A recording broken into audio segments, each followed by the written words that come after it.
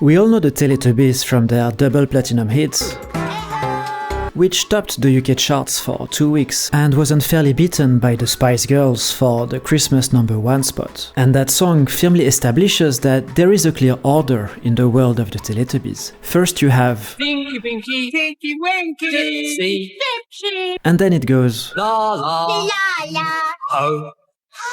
Note how this order is also reflected in their size and in the way they always stand next to each other. So when the Teletubbies are introduced at the beginning of each episode, it is no surprise we get 1, 1, 2, and then naturally you would expect Laa-Laa to be number 3, yet this happens. 3, 4. 4. Notice how not only does Laa-Laa arrive 4th, a place that would have normally belonged to Po, she also jumps out 3.5 seconds after Po, whereas the interval between the others was merely 2 seconds, as if Laa-Laa is trying to create suspense about whether or not she's coming out, forcing her brothers and sister to turn their heads and wonder if something is wrong. And I ask a simple question: why? Why would Laa-Laa take the 4th spot, which is clearly Po's prerogative? Could it be that the writers simply wanted to introduce a small break in the pattern to keep things fresh and interesting for children? Of course not. There is no coincidence in the world of the Teletubbies, and after an in-depth analysis, I can say with confidence that Laa-Laa behaving like this is actually a reflection of middle child syndrome, an attempt to reclaim the spotlight from Po, her younger and more popular sister. Unfortunately, this video contains major spoilers for Season 17, Episode 412, Laa-Laa borrows Po's scooter while Tinky Winky and Dipsy eat Tubby Toast, so if you would like to experience it for yourself, please stop watching this video now.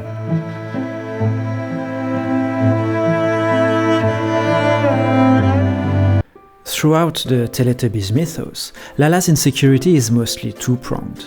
First, there is a healthy quest for identity, where she tries to construct something new, like attempting to be the fun one or the brave one.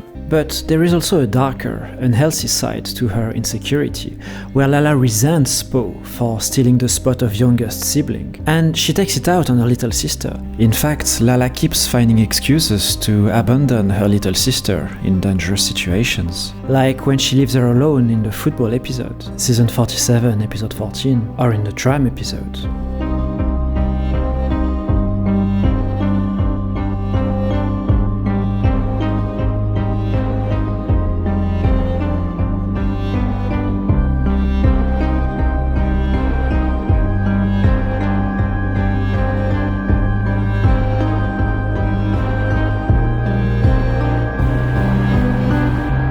But the worst of it might be in the finale of Season 8, the episode Mom's a Doctor. Poor Po is struggling because she ate too many Tubby Toast and now suffers from a tubby ache.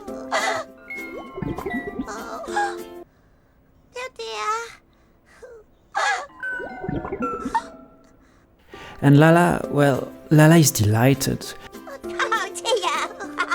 Look how she revels in Po's suffering. Tubby toss that tummy, tubby toss that tummy, la la la la la la la la. At face value, this may seem like a heartwarming moment, where Laa-Laa helps Po into bed, but knowing what we now know about her resentment, it's impossible not to see a darker side beneath the surface. And listen to what she is singing. Tubby toss that tummy, tubby toss that tummy. Imagine you are like Po, lying in bed and struggling for dear life, and your big sister sits next to you and starts singing, "You got explosive diarrhea because you ate too many brownies." And you beg her, please stop, leave me alone, I need to rest. And she just goes, "La la la la la, you got explosive diarrhea and I don't.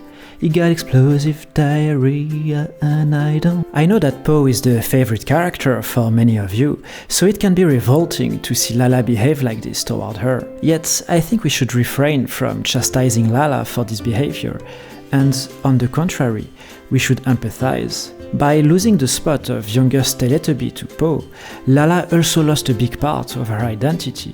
Not only did she move from smallest to middle, she's not even the middle, but only one of the middle ones. Tinky Winky and Po have strong identities, But the other two, not only are they both middle children, they also have similar colors. So if you haven't watched the Teletubbies in 20 years, and I asked you who is who, I'm pretty sure most people would go, well, that is Tinky Winky, and that's Po.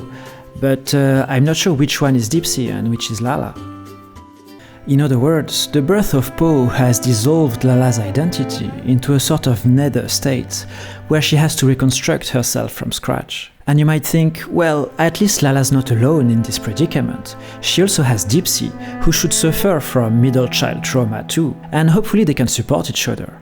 But in a heartbreaking twist, they actually bring each other down, and Dipsy took the first opportunity to shine on his own, like when he sold the rights to his dance to the producers of 28 years later, the Bone Temple. Do you mean we do the Dipsy dance? Therefore, Dipsy does have more cultural impact than perhaps any Teletubby, leaving Laa-Laa alone in the shadow of irrelevance. And this desire for relevance pushes Laa-Laa to take the lead whenever there is something risky to do, like in season 81, episode 2, The Beach, when she's the one who goes to launch the unpredictable and dangerous To Be Toast machine. But even that kind of daredevil behavior proves insufficient to quench her search for identity, and her inability to find her place among her siblings pushes her toward ever more reckless actions, like in the Dirty Knees episode. By putting herself at risk, she also leads the others into potentially harmful situations. And look at the way she glances at the camera instead of watching Po. While the others are sincerely helping, she only does it because of social pressure. So, thinking back to the opening of the episode, hopefully we can now better understand... Wait, what? Dipsy is now the one stealing Po's final spot? Oh my god, this can only mean one thing. Dipsy has unresolved trauma. You got explosive diarrhea in your tummy, in your tubby tummy. You got diarrhea in your tubby.